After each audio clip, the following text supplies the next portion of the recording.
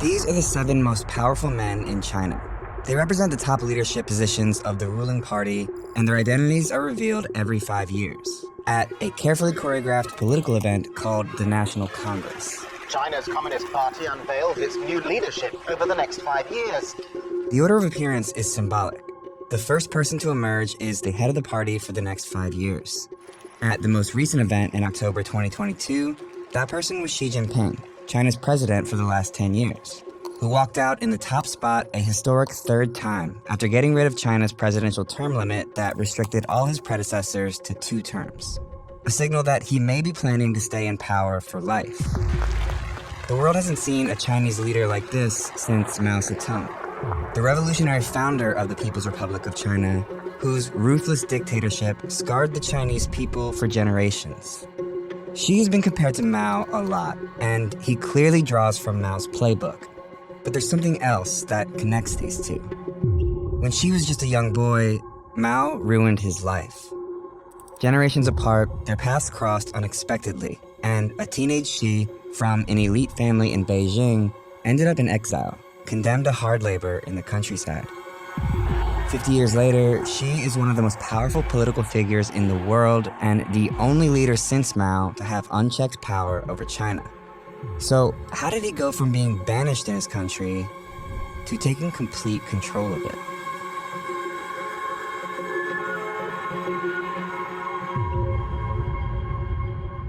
Xi Jinping's connection to Mao formed long before Xi was even born. It goes back to when a bloody civil war was raging in China. A group of radical communist revolutionaries, including Mao, gained influence over large swaths of mainland China and controlled a communist military called the Red Army that fought the Nationalist Party ruling the Republic of China at the time. At this point, the communists were losing bad. The bulk of their army was pinned down here, in a communist-controlled region originally established by Mao, now surrounded by nationalist forces. And they were running low on food. So the Red Army decided to launch a bold attack to break through the nationalist forces and evacuate the roughly 130,000 communist soldiers and civilians stuck here. On October 16, 1934, they made their move and attacked a weaker part of the enemy line. They broke through. And even though their numbers quickly dropped, with thousands dying and thousands more fleeing to the countryside, around 86,000 stuck together and pushed on.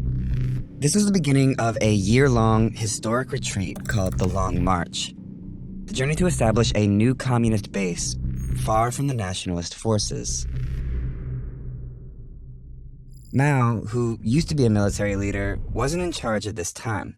He'd insisted on using guerrilla tactics, which had heavily influenced the Red Army earlier in the war, but that approach had fallen out of favor and he was demoted. The Long March changed that. After escaping the siege here, the Red Army continued to suffer relentless attacks by the pursuing Nationalist Army. The military leaders of the march had pushed for a more traditional wartime strategy of direct confrontation rather than Mao's guerrilla tactics. And the result was catastrophic for the Red Army. Less than half of the original escape group survived the first 3 months alone. So it was at this first stopping point where Communist Party leader Zhou Enlai handed military leadership back to Mao. And Mao picked an endpoint for the march, here, 800 miles away in rural northern China. But they didn't go straight for it. Mao led the Red Army deep into the mountains where he predicted lighter resistance. And he was right. But the journey was still brutal.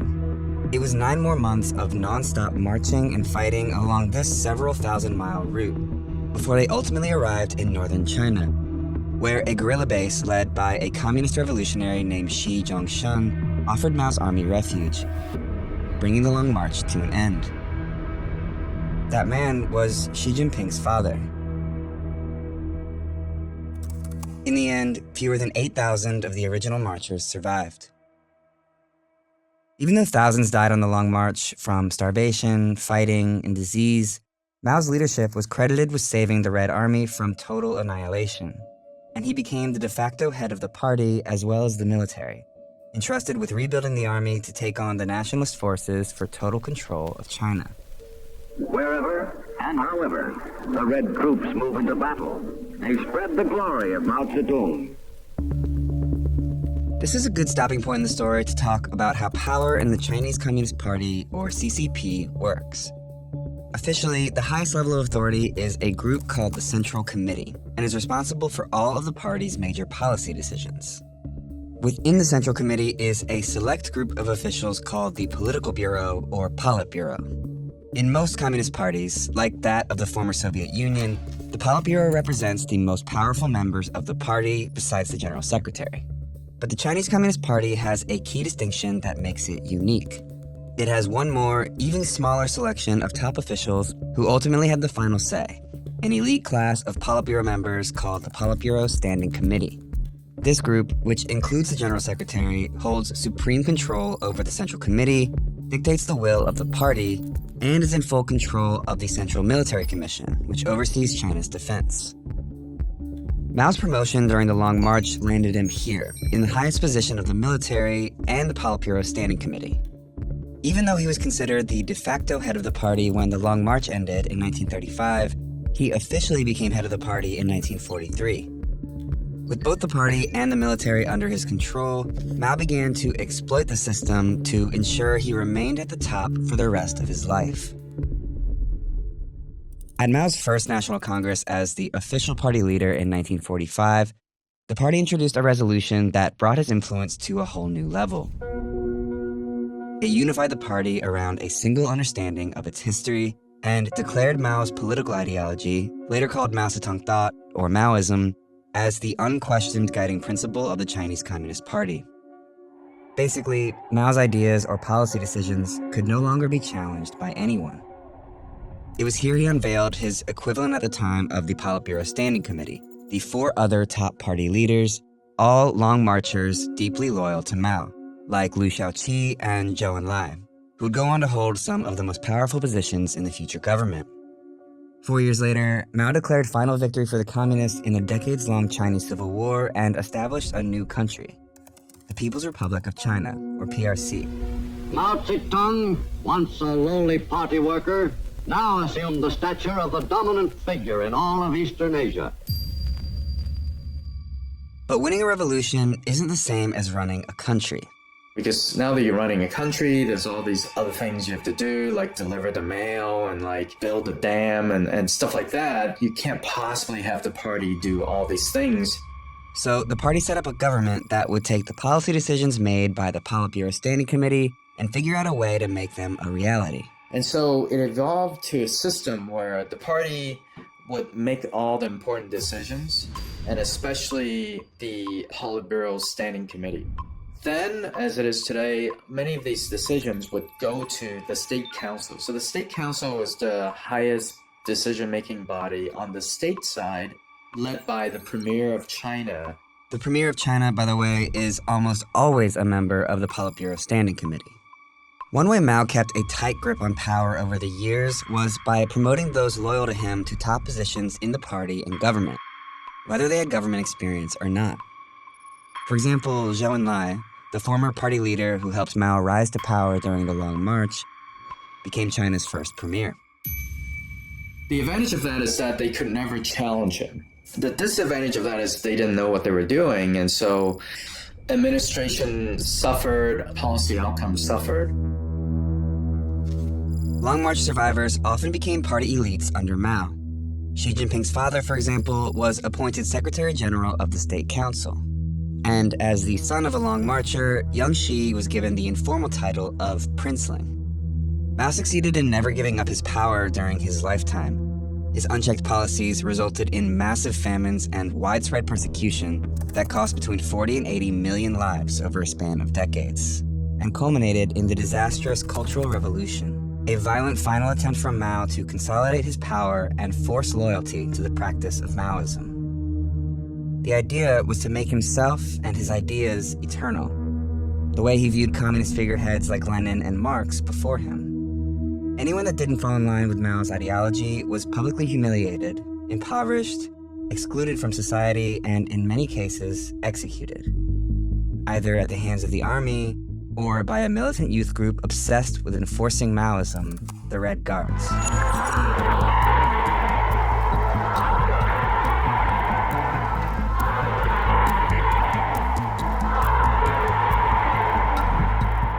Even those closest to the dictator weren't safe from his purges during the Cultural Revolution. High-level officials, including members of the Politburo Standing Committee and Long Marchers, were removed from their positions. Liu Shaoqi was denounced as a traitor and died while imprisoned under harsh conditions.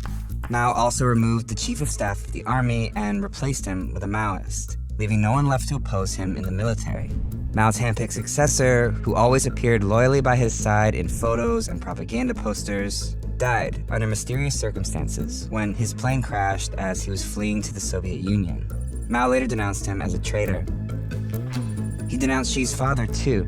This is a photo of Xi Sr. being restrained and publicly criticized by the Red Guards at the height of the Cultural Revolution. He would remain a prisoner in Beijing for 8 years following this. With his father purged, Xi Jinping, 15 at the time, was expelled from his elite school in Beijing and sent to work in the countryside. He had to live in a cave and, do hard manual labor. His food was barely enough for, a growing young person. And Chairman Mao was responsible for all of it. But then, Mao died. The Cultural Revolution ended. His successor was Deng Xiaoping, one of the Politburo Standing Committee members who was removed from power during the Cultural Revolution, who, just before Mao died, started making a promise to fellow exiled party veterans. Deng Xiaoping signaled credibly to all the surviving Long Marchers that he wanted to rehabilitate people. So when Mao died, they all supported the rehabilitation of Deng. And as soon as Deng was rehabilitated, he went ahead and rehabilitated all these people. With experienced leadership back in place, the party needed to figure out how to prevent something like this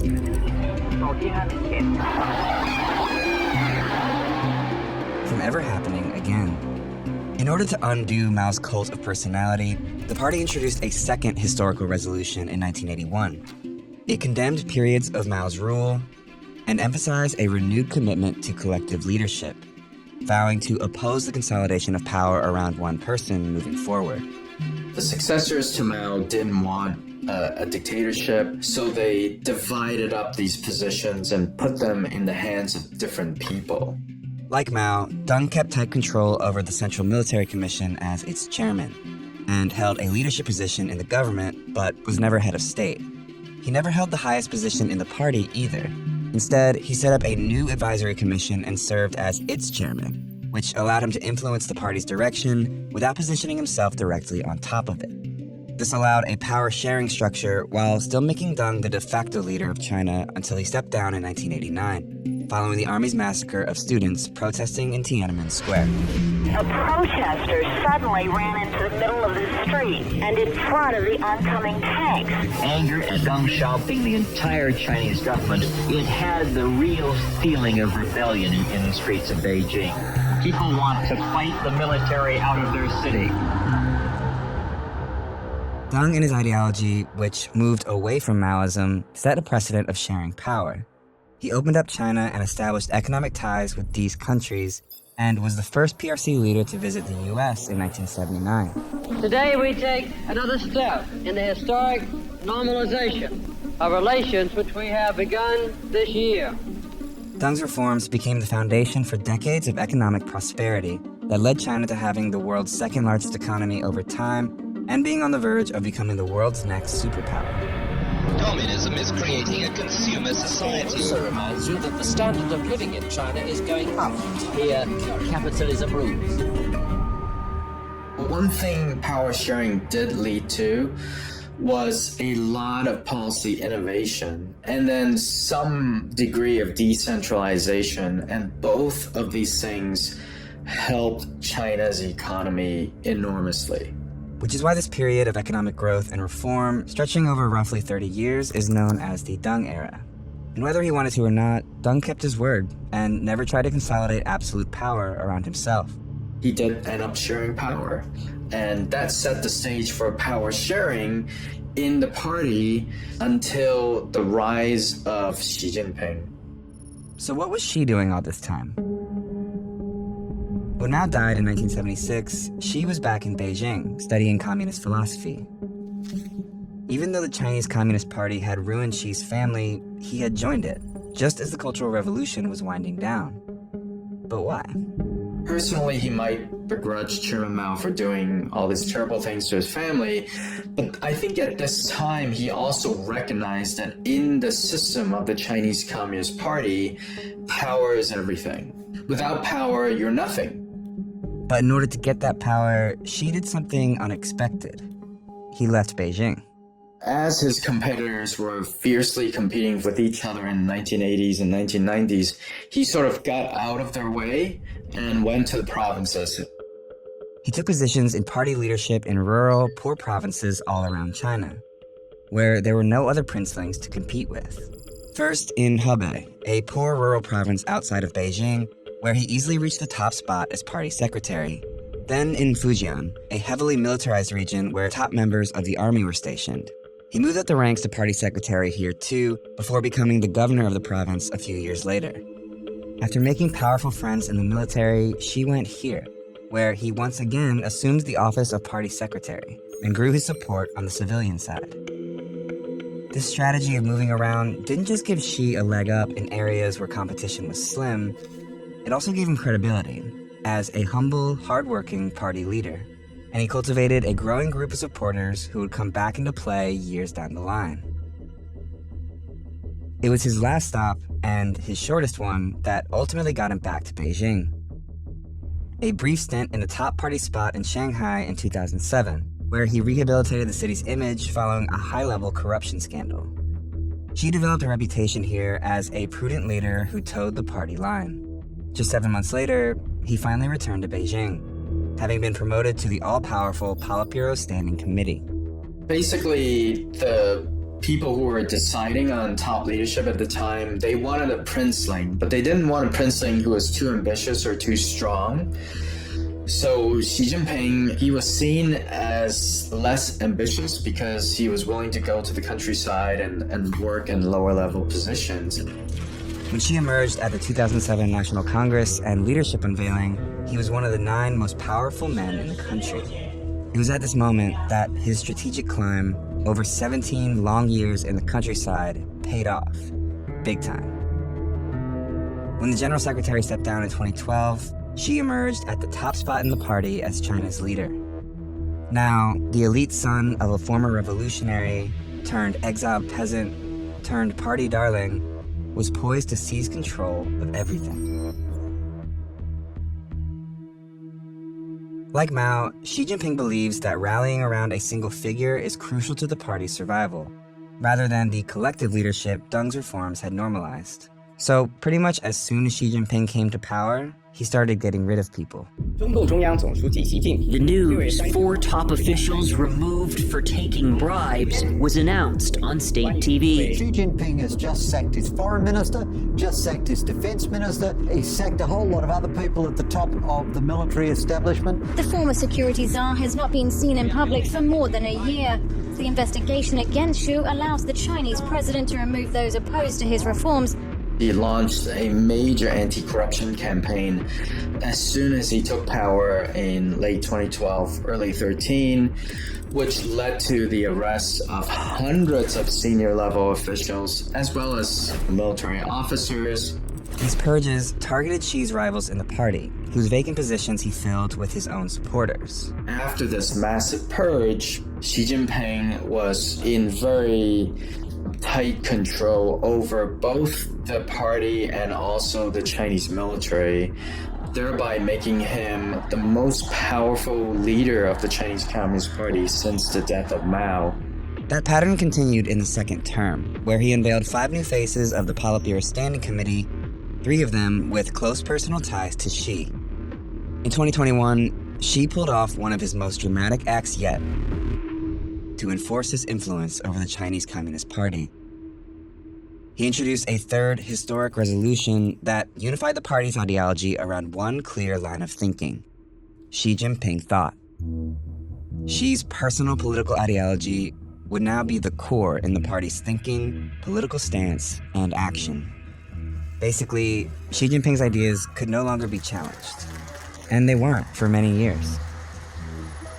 During Xi's first 10 years in power, the size of China's economy more than doubled. So did average individual income. So did military spending. Under his leadership, China's presence on the world stage has grown too, positioning the rising superpower to take on the role of an aggressor externally, reasserting claims over parts of the South China Sea, intimidating Taiwan and Tibet, and stripping democratic process in Hong Kong. Inside its own borders, strict internet censorship and surveillance are widespread. And oppression of Uyghurs, a mostly minority Muslim ethnic group, is marked by human rights abuses. But it wasn't until COVID that Xi saw the first real challenge to his authority.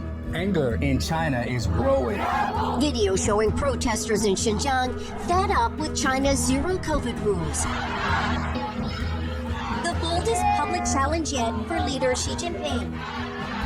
With these protests all around the country and the party's reputation in peril, Xi reversed the failed policy, but is now faced with a shaky economy and cracks in his unchecked authority.